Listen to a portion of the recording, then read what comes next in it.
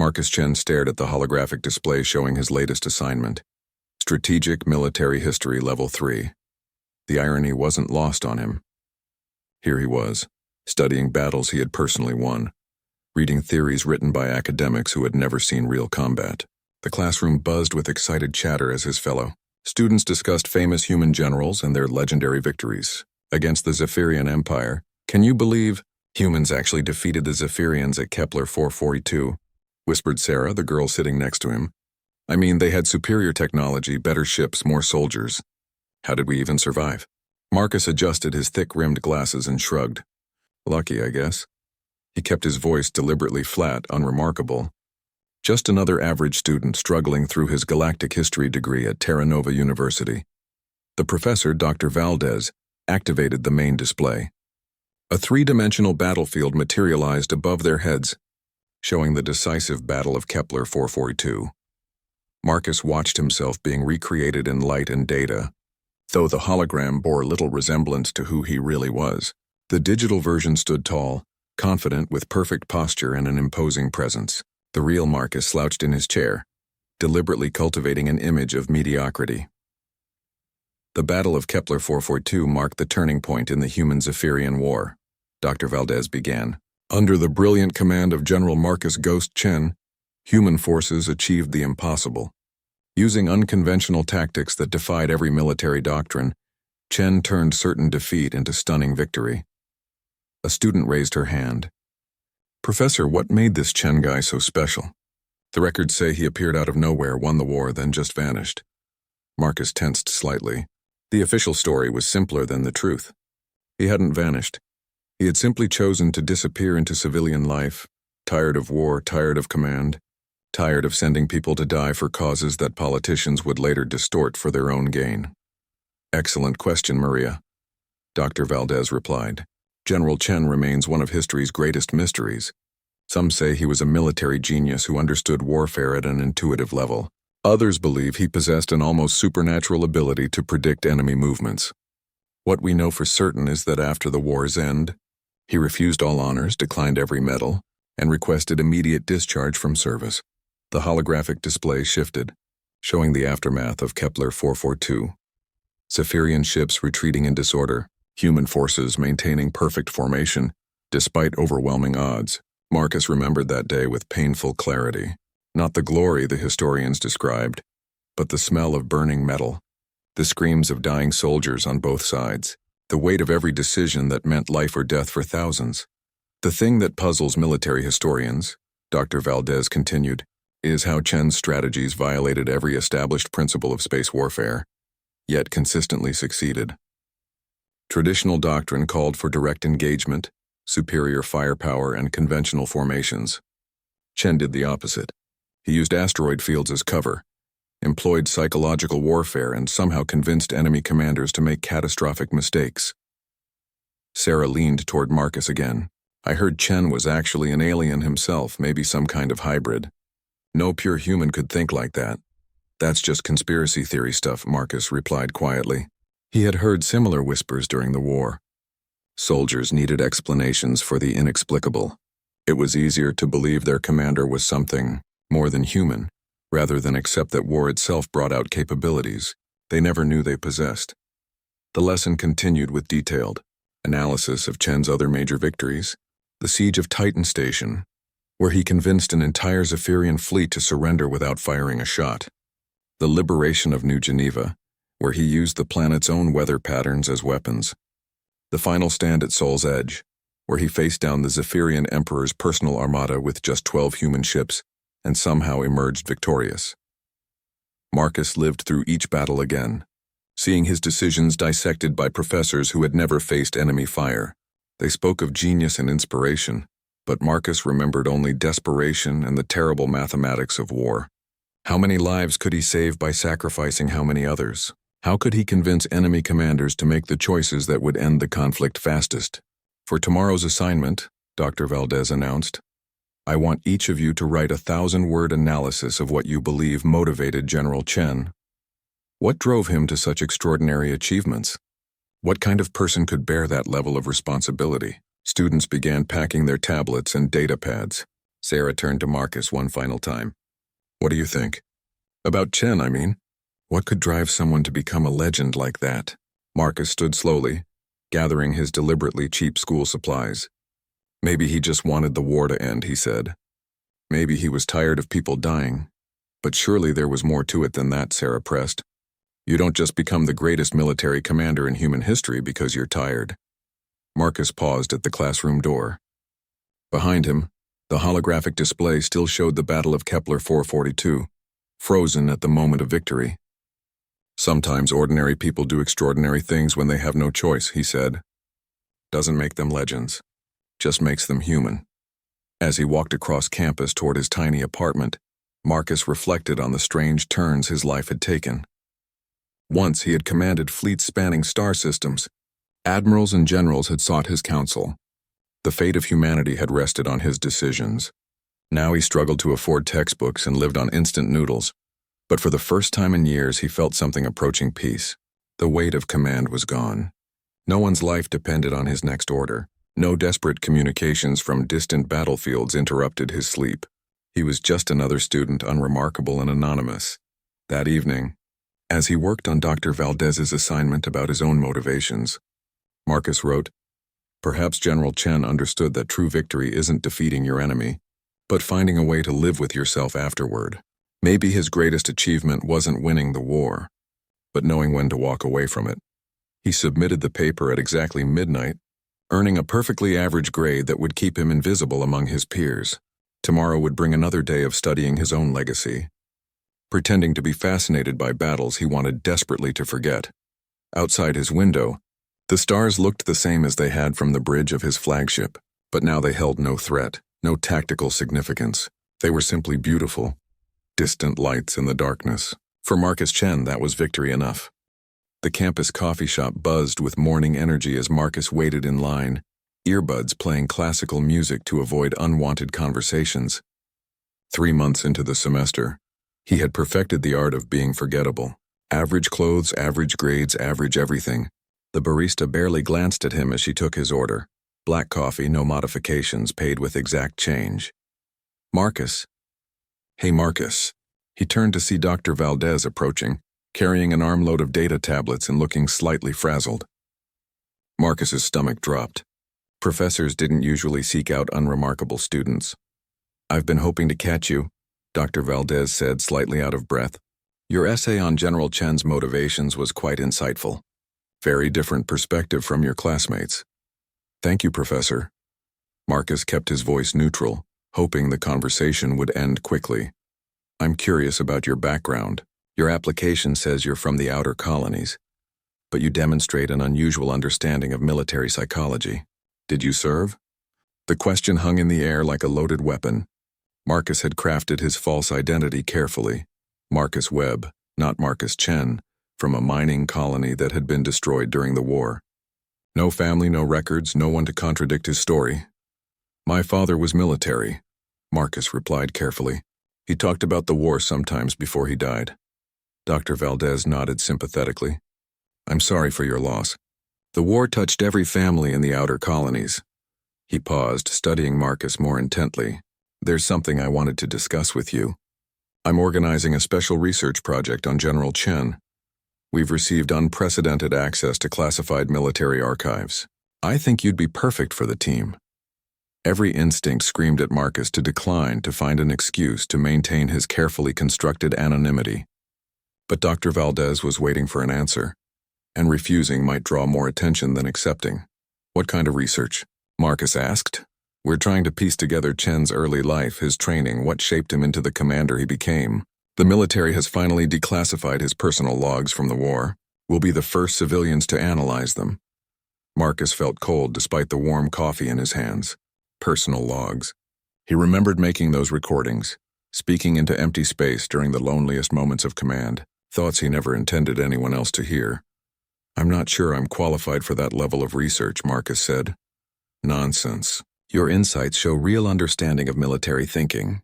Besides, fresh perspectives are exactly what we need. Too many researchers approach Chen like he was some kind of mythical figure. You seem to understand he was human." Before Marcus could object further, Dr. Valdez handed him a data tablet. The first batch of files. Why don't you review them tonight and let me know tomorrow if you're interested? Marcus walked back to his apartment in a daze, the tablet feeling impossibly heavy in his backpack. That evening, he sat staring at it for hours before finally activating the display. The first file was labeled Personal Log, Day 1247 of the conflict. His own voice filled the small room, younger and more desperate than he remembered. Command believes the Zephyrians will move against Titan Station within the week. I've run every simulation, analyzed every possible approach. They have us outnumbered 4-1. Better weapons, superior positioning. But there has to be something. There's always something. Marcus closed his eyes, remembering that night. He had been awake for 36 hours straight, surviving on stimulants and determination. The weight of 40,000 lives on Titan Station, knowing that one wrong decision would condemn them all. The log continued. Sometimes I wonder if I'm becoming the monster they need me to be. Every victory costs us something, not just lives. Though God knows we've lost enough of those, but pieces of our humanity. How many moral compromises can a person make before they forget who they used to be? Marcus paused the recording. He had forgotten making that particular entry, but the pain in his younger voice was unmistakable. Even then, at the height of his legendary status, he had been questioning everything. His tablet chimed with an incoming message from Sarah. Hey, study buddy, want to grab dinner and work on Valdez's new assignment together? For a moment, Marcus considered accepting. Sarah was kind, intelligent, genuinely interested in history rather than grades. In another life, they might have been friends. But friendship required honesty, and honesty was a luxury he couldn't afford. Thanks, but I'm behind on reading. Rain check? He replied. The next morning brought news that changed everything. Marcus arrived at class to find students clustered around their tablets, voices hushed and excited. Sarah grabbed his arm as he sat down. Have you seen the news?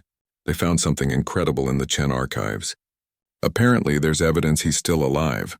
Marcus forced his expression to remain neutral, while his heart hammered against his ribs. Still alive? That's impossible. The war ended 15 years ago. That's what everyone thought, but listen to this. Sarah activated her tablet, displaying a news report. Military archivists discovered irregularities in General Chen's final personnel file. His death certificate was filed, but there's no record of a body, no witness statements, no battle reports from his supposed final mission. It's like someone created a fake death to help him disappear. The report continued with talking heads speculating about Chen's possible survival. Some believed he had retreated to a hidden colony to live in peace. Others suggested he might be working as a mercenary under an assumed identity. A few conspiracy theorists claimed he had been captured by aliens and was being held prisoner somewhere in deep space. Dr. Valdez entered the classroom, his usual composed demeanor replaced by barely contained excitement. I assume you've all seen the news. This makes our research project even more significant. If General Chen is alive, we might be the key to understanding where he went and why. A student raised his hand. Professor, why would someone fake their own death after becoming the most famous person in human space? That's exactly what we're going to find out, Dr. Valdez replied. The psychological profile we build from his personal logs might give us insights into his motivations, his mindset. We might even be able to predict where he would go, what kind of life he would choose. Marcus sat frozen as the discussion swirled around him. Students debated whether Chen was a hero escaping fame or a coward abandoning responsibility. Some argued he deserved privacy after his service. Others insisted humanity had a right to honor their greatest military commander. What do you think, Marcus? Dr. Valdez asked suddenly. You seem to have unique insights into Chen's character. Every eye in the room turned toward him. Marcus felt the weight of their attention, the expectation of profound insight. For a moment, he considered telling them the truth. The relief of finally dropping the mask, of being himself again, was almost overwhelming. Instead, he adjusted his glasses and spoke in his carefully cultivated average voice. Maybe he just wanted to be left alone. Maybe being a legend isn't worth the cost. The simple statement hung in the air, and several students nodded thoughtfully. Dr. Valdez smiled approvingly. Excellent point. The burden of expectations can be crushing, especially for someone who never sought fame in the first place. As class ended and students filed out, Marcus remained in his seat, staring at the now blank holographic display. The irony was suffocating.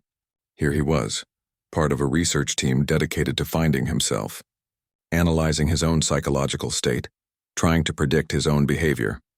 That evening, he sat in his apartment surrounded by his own classified files, listening to his younger self wrestle with impossible decisions. On his tablet, news reports continued speculating about the vanished general's possible survival and whereabouts. Marcus Chen, the greatest military commander in human history, was indeed alive and hiding in plain sight. But Marcus Webb, the unremarkable university student, was quickly becoming the most dangerous person in human space, because if anyone could track down the legendary general, it would be the research team that understood him better than anyone else. The hunt for Marcus Chen was about to begin in earnest, led by the one person who knew exactly where to find him.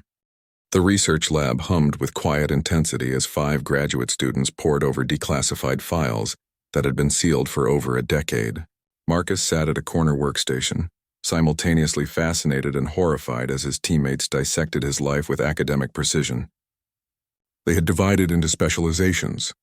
Sarah focused on tactical analysis. James studied psychological profiles. Elena examined political implications. David tracked supply chain logistics, and Marcus had been assigned personal correspondence and private logs. "This is incredible," Sarah muttered, her eyes fixed on a holographic recreation of the Battle of Proxima Reach. "Look at this maneuver." Chen somehow convinced the Zephyrian admiral that the human fleet was retreating, when actually he was drawing them into a gravity well trap. The mathematical precision required to time this correctly is beyond anything I've seen. Marcus watched the display with mixed emotions. He remembered that battle differently, not as a brilliant strategic masterpiece, but as a desperate gamble born from having no other options. The mathematical precision Sarah admired had actually been educated guesswork backed by prayers to whatever gods might be listening. The psychological profile is even more interesting, James added, pulling up personality analysis charts. Chen demonstrates characteristics of what we now call burden leadership syndrome. Individuals who achieve extraordinary results precisely because they feel the weight of responsibility so intensely. Look at these stress indicators in his bio readings during major battles. Elena nodded from her workstation. That matches the political analysis. Chen consistently refused promotions that would have moved him away from direct combat commands.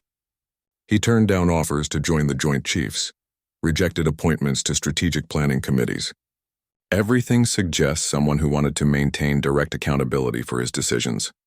David looked up from his logistics displays. "Here's what I don't understand." Chen's supply requests were bizarre. He consistently asked for equipment that seemed completely unrelated to his mission parameters. Medical supplies for units that had no wounded, construction materials for temporary bases, communication equipment rated for frequencies the military wasn't even using. Marcus tensed. Those bizarre requests had been carefully calculated to support civilian populations caught in war zones, to build refugee shelters, to maintain contact with underground resistance networks. Official military doctrine ignored such considerations, but Marcus had learned early that winning hearts and minds was often more valuable than winning battles. Maybe he was preparing for scenarios that weren't in the official battle plans. Marcus suggested carefully. "Exactly." Dr. Valdez appeared behind them, carrying fresh coffee and looking energized. That's the kind of thinking that made Chen unique. He planned for the human costs of war, not just the military objectives. The professor activated the main display, showing a timeline of Chen's service record. "I've been analyzing patterns in his decision-making, and something fascinating emerges.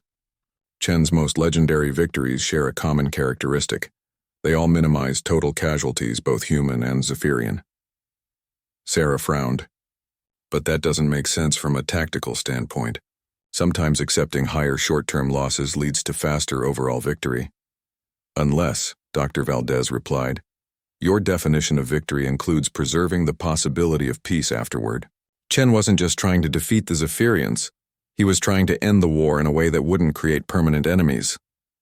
Marcus stared at his hands, remembering late nights spent calculating not just military probability matrices, but potential diplomatic outcomes. How many Zephyrian families would seek revenge if their fleet was destroyed versus captured? How many human soldiers could return home if the war ended quickly, versus dragging on for years? "Professor," Elena said, I've been reviewing Chen's final mission reports. There's something strange about the timeline. His last confirmed contact was 3 days before his supposed death, but the mission he was on should have taken at least a week to complete. Dr. Valdez leaned forward with interest. What kind of mission? That's classified above our clearance level, but I found references in related documents. Something called Operation Final Truth. It involved a solo reconnaissance mission to Zephyrian Command Territory. Marcus felt cold sweat beginning to form on his forehead. Operation Final Truth hadn't been reconnaissance. It had been a suicide mission disguised as diplomacy. He had volunteered to meet with the Zephyrian Emperor personally, knowing it was likely a trap, because someone needed to attempt one final negotiation before the war destroyed both civilizations. A solo mission into enemy territory? James shook his head. That sounds more like assassination than reconnaissance. Or surrender, David suggested. Maybe Chen was trying to end the war by offering himself as a prisoner. No, Marcus said quietly, then realized everyone was staring at him. I mean, that doesn't fit his psychological profile. Someone who felt that level of responsibility wouldn't abandon his people. Dr. Valdez nodded approvingly. Good insight, Marcus. What do you think he was really doing? Marcus chose his words carefully. Maybe he was trying to communicate directly with enemy leadership. Sometimes the only way to end a war is to bypass all the military and political structures and talk person to person. That's incredibly dangerous, Sarah pointed out. Chen would have known the risks, but he would also have known the cost of continued warfare, Marcus replied. Maybe he thought his life was worth risking if it could save thousands of others. The room fell silent as the implications sank in. Dr. Valdez activated a new display showing casualty projections. If the war had continued beyond its actual endpoint, conservative estimates suggest the conflict would have lasted another 3 years minimum, the professor said. Total casualties would have exceeded 2 million on both sides. If Chen did attempt direct negotiation and somehow succeeded, his suicide mission might have been the most successful military operation in human history. Elena looked puzzled. But the official records say the war ended when the Zephyrian Emperor announced a unilateral ceasefire. There's no mention of human diplomatic contact. Exactly, Dr. Valdez replied, which makes Chen's disappearance even more mysterious. Did he succeed in his mission? Did he make contact with Zephyrian leadership? And if so, why hide that success? Marcus stood abruptly, his chair scraping against the floor. I need some air, he mumbled, heading for the door before anyone could respond. Outside in the campus courtyard, Marcus sat on a bench and tried to control his breathing. The research team was getting too close to the truth. Operation Final Truth had indeed been successful. He had met with the Zephyrian Emperor and convinced him that continued war would destroy both civilizations. But the price of peace had been Chen's agreement to disappear, to never claim credit for ending the conflict.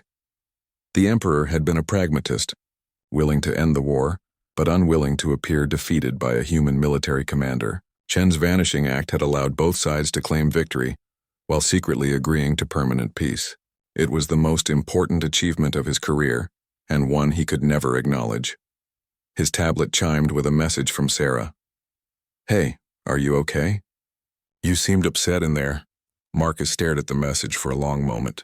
Sarah was kind, intelligent, and genuinely concerned about him. She was also part of a research team that was methodically uncovering every detail of his carefully hidden life. Just needed fresh air, he replied. These historical mysteries can be overwhelming. When he returned to the lab, he found his teammates deep in discussion about their next research phase. Dr. Valdez looked up as he entered. Marcus, perfect timing. We're planning to interview some of Chen's surviving subordinates. I'd like you to help prepare questions focusing on his personal character and motivation. Marcus nodded, knowing he had no choice but to continue the charade. Soon he would be helping to interview people who had served under him, people who might recognize his voice or mannerisms despite his disguise. The hunt for Marcus Chen was accelerating, and the most dangerous hunters were the people who were starting to understand him better than he understood himself. Every day brought new revelations about his own psychology, new insights into his decision-making patterns, new clues that pointed toward his current location. Marcus Chen had survived the most brutal war in human history, but he was beginning to realize that his greatest battle might be staying hidden from people who were determined to find him for all the right reasons. The conference room buzzed with nervous energy as the research team prepared for their first interview with Admiral Patricia Ross, Chen's former second-in-command during the siege of Titan Station. Marcus sat at the back of the room, having volunteered to operate recording equipment to stay as far from the spotlight as possible. His hands trembled slightly as he adjusted the audio settings. Admiral Ross entered with the bearing of someone accustomed to command, though retirement had softened her edges somewhat. Her gray hair was pulled back in a simple bun, and her civilian clothes couldn't quite hide the military posture that had been drilled into her bones. Marcus kept his eyes focused on his equipment, praying she wouldn't look too closely at the quiet graduate student in the corner. "Thank you for agreeing to speak with us, Admiral," Dr. Valdez began. "As I mentioned, we're trying to understand General Chen, not just as a military commander, but as a person. What was he like to work with?" Admiral Ross settled into her chair, her sharp eyes scanning the room briefly before focusing on the professor. Marcus was unique. Most general officers command from a distance, making decisions based on reports and data streams. Marcus was different. He needed to understand every detail, feel every aspect of a situation before he could act.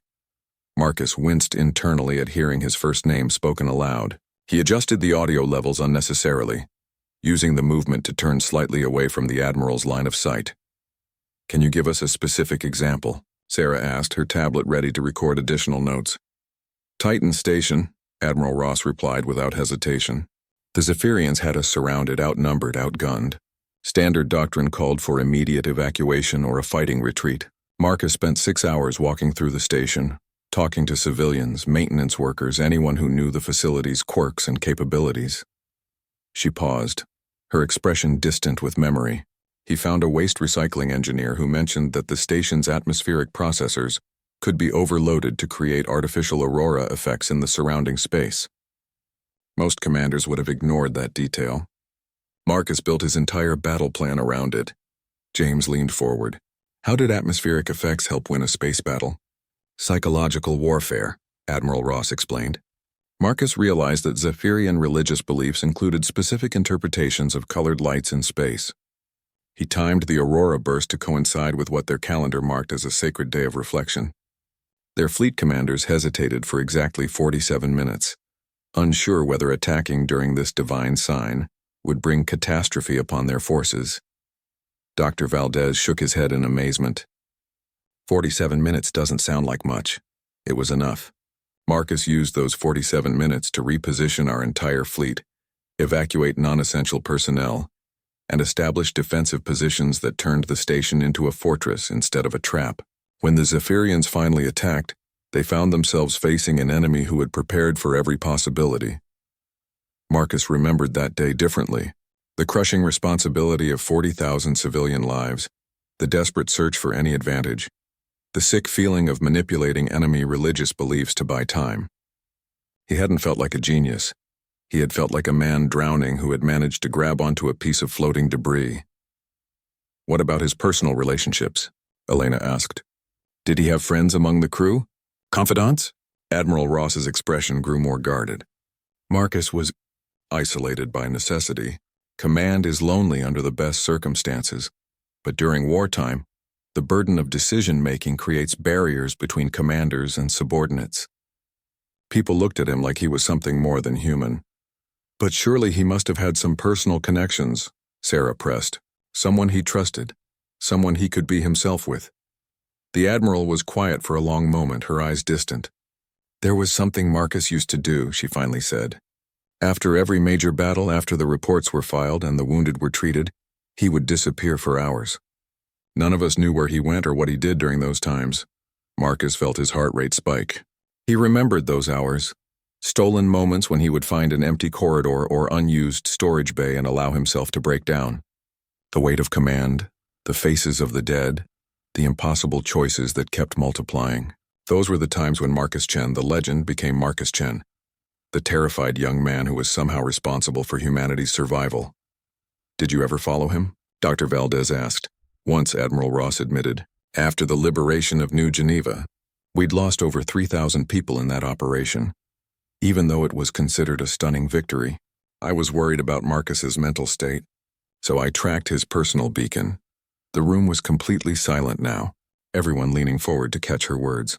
I found him in Observation Deck 7, just standing at the window staring out at the stars. He was crying. Her voice softened. This man who had just orchestrated one of the most brilliant tactical victories in military history was standing alone in the dark, crying for the people who didn't make it home. Marcus had to consciously control his breathing. That particular breakdown had been one of his worst. 3,000 people under his command had died because of his decisions, and no amount of strategic success could wash away the weight of those losses.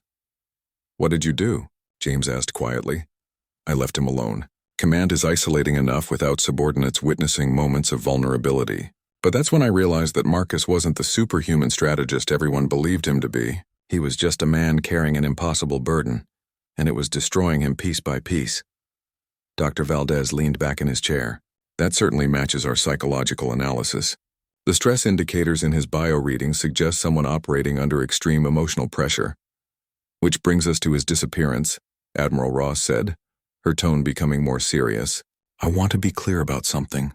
If Marcus Chen is alive somewhere, hiding under an assumed identity, then he's made the right choice. That man gave everything he had to save humanity. He deserves whatever peace he can find. The statement hung in the air like a challenge. Marcus felt tears threatening and had to cough to cover the sound. Admiral Ross's defense of his right to anonymity was both touching and terrifying. It meant she suspected he might still be alive. "Admiral," Elena said carefully, "do you think it's possible that General Chen survived his final mission?" Admiral Ross was quiet for a long moment, her eyes scanning the room once more. This time her gaze lingered on Marcus for several seconds. He forced himself to remain focused on his equipment, making minor adjustments to levels that didn't need adjusting. "Operation Final Truth was classified far above my clearance level," she finally replied. "I never knew the mission parameters or objectives, but I do know that Marcus Chen was not the kind of man to abandon his responsibilities unless he had accomplished something more important than his own survival." She stood to leave, then paused at the door. "If your research leads you to any conclusions about Marcus's fate, I hope you'll remember that some heroes earn the right to choose their own ending." After the Admiral left, the research team sat in stunned silence. Finally, Dr. Valdez spoke. That was remarkably illuminating. Admiral Ross clearly knew Chen better than anyone we're likely to interview. Did anyone else notice how she kept looking at Marcus during her answers? Sarah asked suddenly. Marcus felt ice water flooding his veins. "Looking at me. Why would she do that?" "I don't know," Sarah replied. "But she seemed particularly interested in your reactions to her stories, almost like she was gauging whether you'd heard them before." Dr. Valdez waved dismissively. "Admiral Ross was probably just assessing our team's competence. Military people tend to evaluate everyone they meet, but Marcus knew better." Admiral Ross had recognized something, a gesture, a reaction, some unconscious tell that had triggered her suspicions. The woman who had served as his second-in-command for 3 years had spent the entire interview studying the quiet graduate student in the corner. As the team packed up their equipment, Marcus realized his carefully constructed anonymity was beginning to crumble. The people who had known Marcus Chen best were starting to look too closely at Marcus Webb. And if Admiral Ross suspected the truth, it was only a matter of time before others would as well. The hunt was no longer just academic research. It had become a race between discovery and exposure, with Marcus caught directly in the middle of both. Marcus hadn't slept in 3 days. Every time he closed his eyes, he saw Admiral Ross's penetrating stare, heard her careful words about heroes choosing their own endings. His small apartment felt like a trap now, filled with research materials about his own life that he couldn't stop studying. The team's psychological profile of Marcus Chen was becoming disturbingly accurate, and their predictions about his behavior were hitting too close to home. A soft knock at his door made him freeze. It was past midnight, and he never had visitors. Through the security viewer, he saw a figure in a hooded jacket standing in the dimly lit hallway. Something about the posture seemed familiar, but he couldn't place it. Marcus Webb. The voice was muffled but distinctly female. "I need to speak with you. It's about the research project." Against his better judgment, Marcus opened the door. Admiral Ross stood in his hallway, her civilian clothes and casual demeanor doing nothing to diminish her commanding presence. "Admiral," Marcus managed, his voice cracking slightly. "What are you doing here? May I come in? This conversation requires privacy."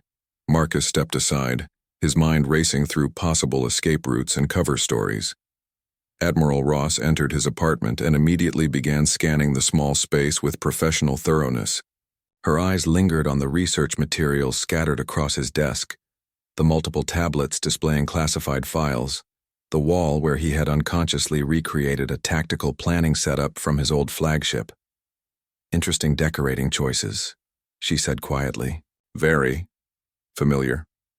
Marcus remained standing by the door, ready to bolt if necessary. "I don't know what you mean." Admiral Ross removed her hood, revealing the same gray hair and sharp eyes he remembered from their years serving together. "Marcus, you always were a terrible liar. Even when you were trying to convince enemy commanders that retreat was actually advance, you had better tells than this." The words hit him like a physical blow. She knew. After 15 years of carefully constructed anonymity, someone had finally seen through his disguise. "I think you have me confused with someone else," Marcus said weakly. Admiral Ross moved to his desk and picked up one of the tablets displaying his own personal logs. "Do you know what gave you away? It wasn't your appearance. The glasses and slouch are actually quite effective. It wasn't your voice. You've done well lowering your natural register. It was your handwriting." She activated the tablet and showed him notes he had made in the margins of the research documents. "You still form letters exactly the same way you did when signing field reports. The same slight rightward slant, the same unconscious emphasis on consonants. 15 years of hiding and muscle memory betrayed you." Marcus sank into his desk chair, suddenly feeling exhausted beyond measure. "How long have you known?" "I suspected. During the interview, when you reacted to details only someone who was there could have known. The muscle tension when I mentioned the waste recycling engineer. The way you flinched when I described finding you crying in Observation Deck 7. But I became certain when I saw your apartment." She gestured around the small space. "You've unconsciously recreated your old command center. The desk positioned to see all entrances. The tactical displays arranged exactly the way you preferred them. Even the coffee mug placed at the same angle you used during night shifts. Your body remembers being Marcus Chen, even when your mind is trying to be Marcus Webb." Marcus buried his face in his hands. "Are you going to expose me?" "That depends," Admiral Ross said, sitting across from him. "What are you doing here, Marcus? Why are you studying your own life like this?" The question hung between them, loaded with years of unspoken history. Marcus looked up at the woman who had been his closest confidant during the war, the only person who had witnessed his moments of vulnerability and never judged him for them. "I don't know," he said honestly. "When Dr. Valdez invited me to join the research team, I should have declined, should have transferred schools, changed identities again, disappeared completely. But I couldn't." "Why not?" Marcus gestured at the research materials. "Because they're trying to understand someone I'm not sure I understand myself. They're analyzing my decisions like I was some kind of strategic genius, but I remember being terrified most of the time, making desperate guesses and somehow getting lucky. I wanted to know if there was really a method to what I did, or if I was just a fraud who happened to guess right." Admiral Ross was quiet for a long moment. "And what have you discovered?" "That maybe there's no difference between genius and lucky guessing if the results save lives." Marcus picked up one of the psychological profiles. "The team has identified patterns in my decision-making that I never consciously recognized. Apparently, I consistently chose options that minimized long-term psychological trauma for survivors, even when it meant accepting higher short-term casualties." "That sounds like you," Admiral Ross said softly. "You always cared more about bringing people home whole than bringing them home victorious." "But that's just it. I don't remember making those calculations consciously. They're saying I was operating according to complex psychological principles I'd never studied. Either I'm some kind of unconscious genius or you're a fundamentally decent person who made decisions based on empathy rather than doctrine," Admiral Ross finished. "Marcus, Do you know why I never tried to find you after the war ended? Marcus shook his head. Because I knew you needed to discover who you were when you weren't responsible for everyone else's survival. You spent 4 years as Marcus Chen, the legend. You deserved a chance to figure out who Marcus Chen the person might become. She stood and moved to the window, looking out at the campus lights. But hiding from yourself isn't the same as finding yourself. This research project, it's not really about understanding the famous general, is it? It's about understanding the man who survived him. Marcus felt tears starting again, the same helpless emotion that had overwhelmed him in Observation Deck 7 all those years ago. I thought if I could understand what I did, why it worked, maybe I could make peace with the cost. But the more I learn about my own psychology, the more I realize I was just a scared kid making impossible choices and somehow not getting everyone killed. Do you know what your biggest mistake is? Admiral Ross asked, turning back to face him. Which one? I made plenty. You think being scared invalidates your achievements. You think admitting you were guessing makes your victories meaningless. But Marcus, courage isn't the absence of fear. It's doing what needs to be done despite being terrified. Wisdom isn't knowing everything. It's making the best decisions you can with incomplete information. She sat back down, leaning forward intently. Your research team is right about one thing. You do have patterns, methods, principles that guided your decisions. But they weren't learned from textbooks or training simulations. They came from your fundamental belief that every life has value, that every person deserves a chance to go home. Marcus stared at her, feeling something shift inside his chest. The team wants to publish their findings, make their research available to future military commanders. They think understanding my psychology could help train better leaders. And what do you think about that? I think they're analyzing a ghost, Marcus said quietly. The person they're studying, Marcus Chen, the brilliant strategist, he never really existed. He was just me, terrified and desperate, trying not to let everyone down. Admiral Ross smiled for the first time since entering his apartment. Then maybe it's time to let them meet the real Marcus Chen. Not the legend, not the ghost, but the man who cared enough to carry that burden for all of us. Marcus looked around his apartment, seeing it clearly for the first time. The unconscious recreation of his old command center, the research materials that had become an obsession, the careful distance he maintained from genuine human connection. He had been hiding not just from the world, but from himself. What if they're disappointed? He asked. What if the real Marcus Chen isn't worth knowing? Admiral Ross stood to leave, pausing at the door. Marcus, you saved humanity not because you were superhuman, but because you were completely, desperately human. That's not a disappointment, that's hope. It means ordinary people can do extraordinary things when they choose to care more about others than themselves. After she left, Marcus sat alone in his apartment, surrounded by analysis of his own life and legacy. For the first time in 15 years, he wasn't thinking about Marcus Chen the legend or Marcus Webb the nobody. He was thinking about who he might become if he stopped running from both. The research lab felt different when Marcus arrived the next morning. Same fluorescent lights, same holographic displays, same teammates bent over their tablets. But everything had changed because he had stopped pretending to be someone else.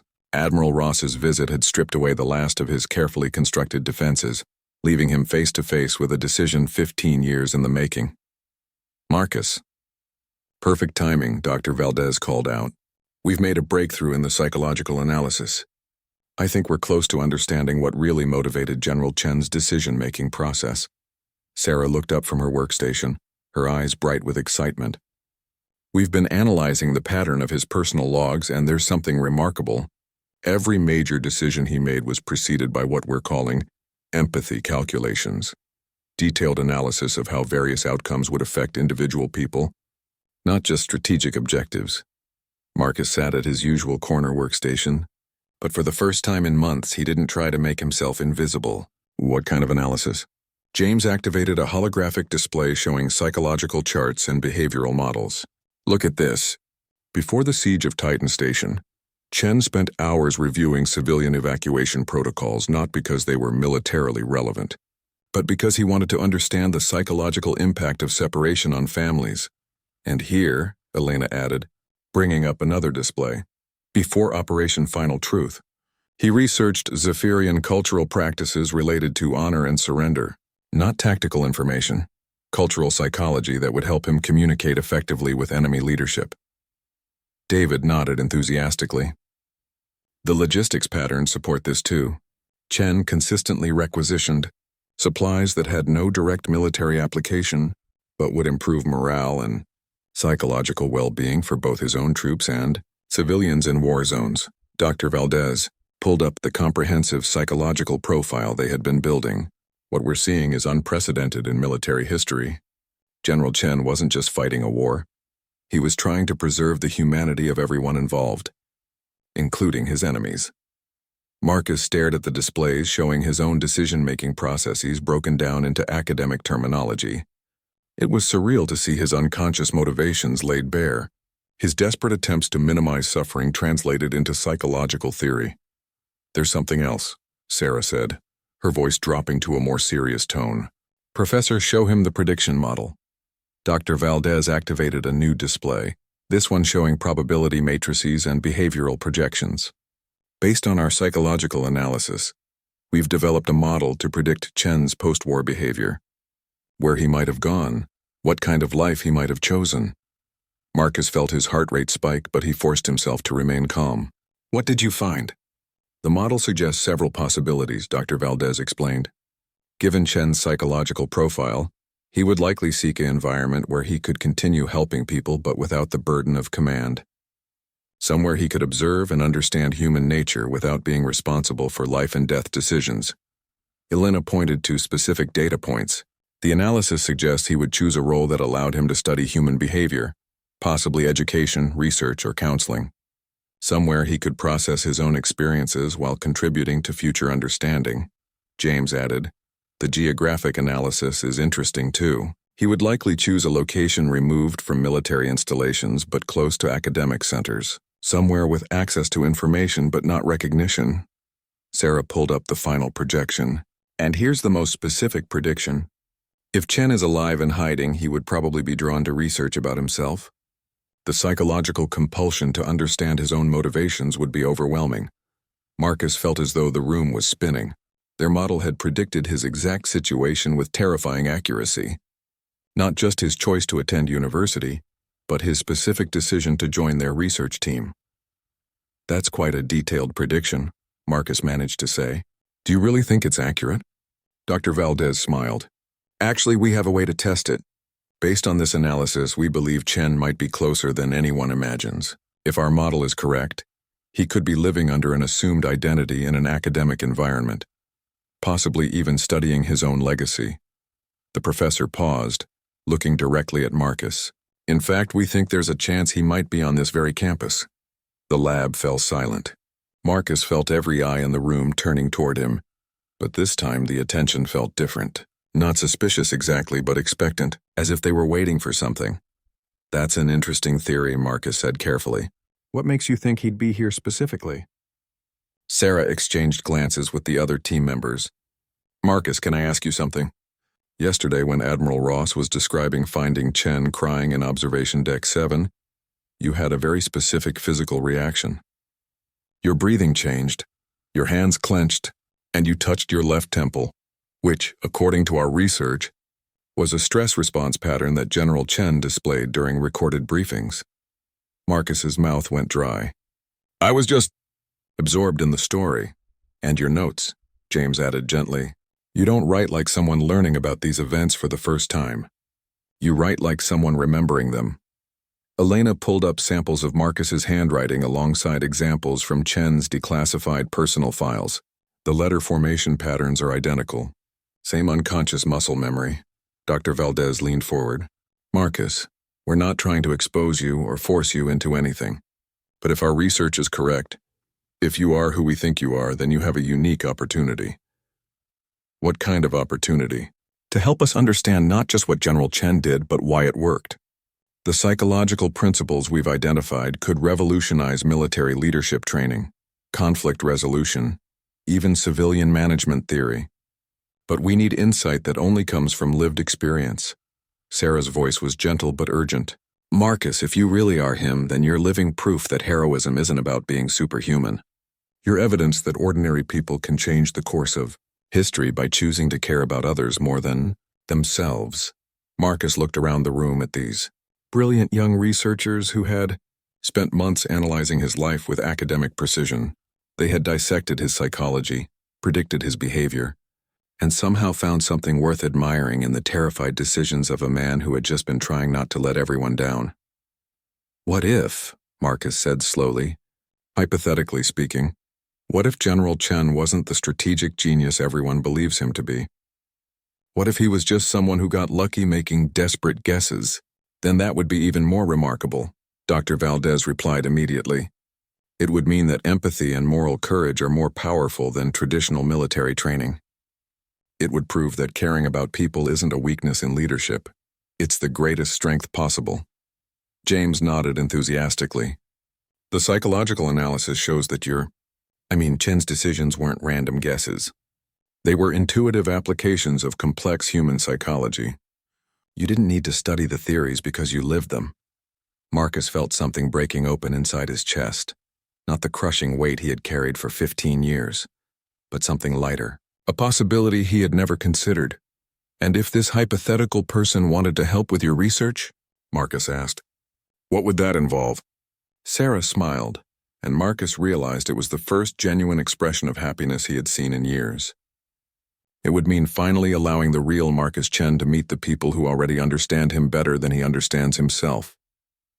Dr. Valdez stood and extended his hand.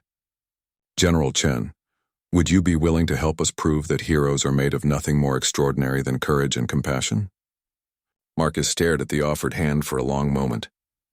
15 years of hiding, of running from his own legacy, of believing that admitting his fear would invalidate his achievements.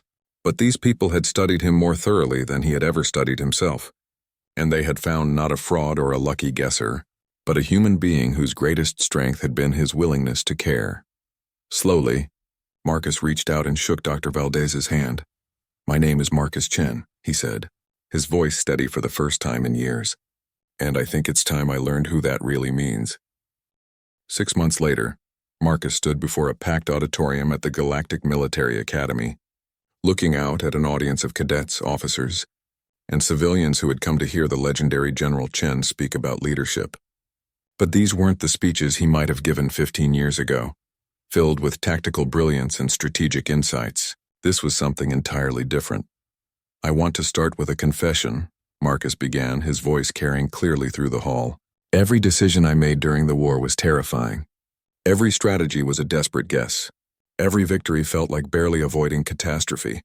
For 15 years, I believed that admitting this would somehow diminish what we accomplished together. The audience was completely silent, hanging on every word.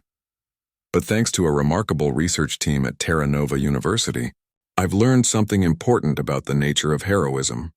It's not about being fearless, it's about being afraid and choosing to act anyway. It's not about having all the answers, it's about caring enough to find them. Marcus activated a holographic display showing the psychological analysis his former teammates had completed. Sarah, James, Elena, and David sat in the front row, their faces beaming with pride at seeing their research presented to the galaxy's future military leaders. Dr. Valdez and his team have identified something they call empathy-based leadership, the practice of making decisions based not just on strategic objectives, but on the human impact of those choices. They discovered that I was unconsciously applying these principles throughout the war, not because I was trained to do so, but because I couldn't stop myself from caring about the people affected by my decisions. A young cadet raised her hand. General, how do you balance empathy with the necessity of military action? Sometimes caring about people means making hard choices that hurt them. Marcus smiled, remembering asking himself that same question countless times. Excellent question, cadet. The answer is that empathy doesn't mean avoiding difficult decisions. It means making those decisions with full awareness of their human cost. When I ordered the evacuation of Titan Station, I knew that some families would be separated, that some people would lose everything they had built. But I also knew that the alternative was losing those people entirely. He paused, looking out at the sea of young faces. Empathy-based leadership means accepting responsibility not just for strategic outcomes, but for the emotional and psychological well-being of everyone under your command. It means understanding that your troops are not pieces on a board, but human beings with fears, hopes, and families waiting for them to come home. Another hand went up. Sir, what about the Zephyrians? How do you apply empathy to enemy forces? That's where this approach becomes revolutionary, Marcus replied.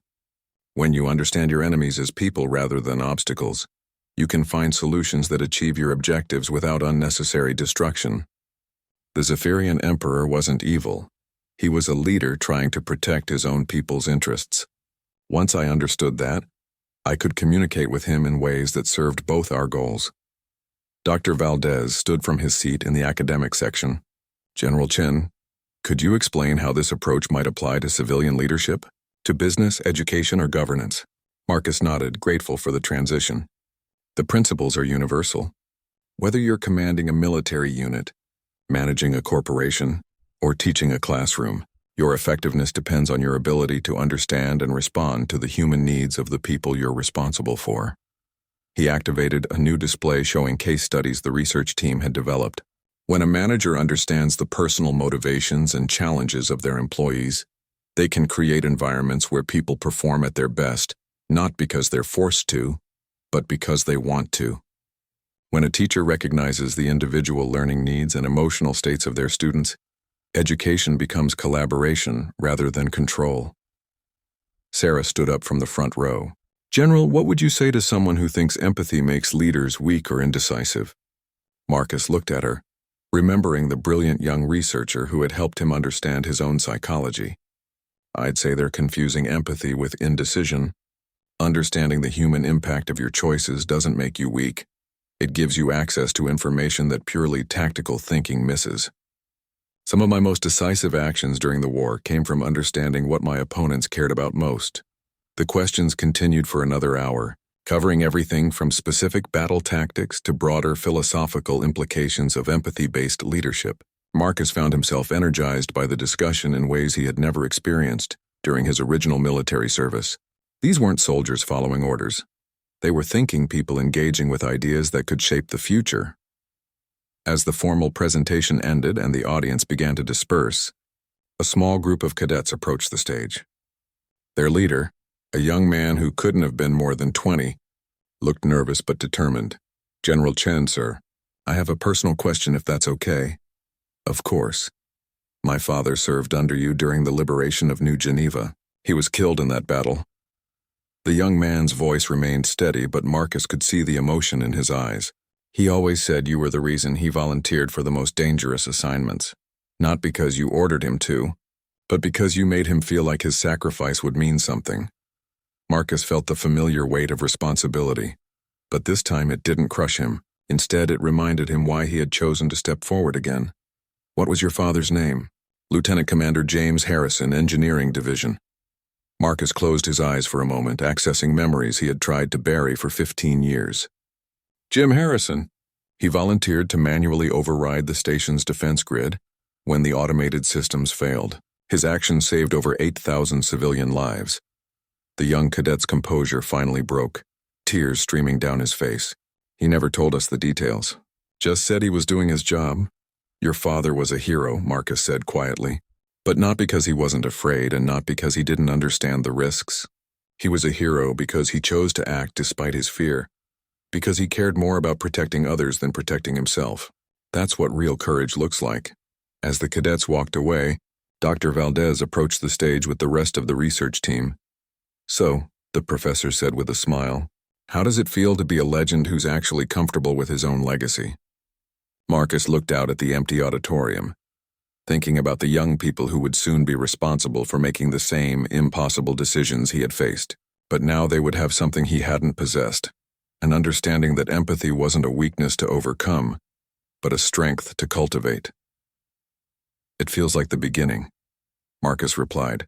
These principles, this approach to leadership, it's bigger than military applications. If we can teach people that caring about others is the foundation of effective leadership, we might prevent some conflicts entirely. Sarah joined the group, her tablet displaying messages from universities, corporations, and government agencies requesting presentations on empathy-based leadership. It looks like the galaxy is ready to listen, General. Marcus shook his head with a smile. Not General anymore. Just Marcus. And yes, I think the galaxy is ready for the idea that heroes aren't born different. They're ordinary people who choose to care extraordinarily deeply. As they left the auditorium together, Marcus reflected on the strange journey that had brought him from battlefield, legend to classroom nobody to something entirely new. A teacher whose greatest lesson was that the qualities that make someone extraordinary are available to everyone willing to embrace them. The war had ended 15 years ago, but Marcus Chen's most important battle was just beginning. This time, instead of fighting for humanity's survival, he was fighting for humanity's potential. The possibility that empathy and courage could become the foundation of leadership across the galaxy. And for the first time since he had first put on a uniform, Marcus Chen felt genuinely hopeful about the future.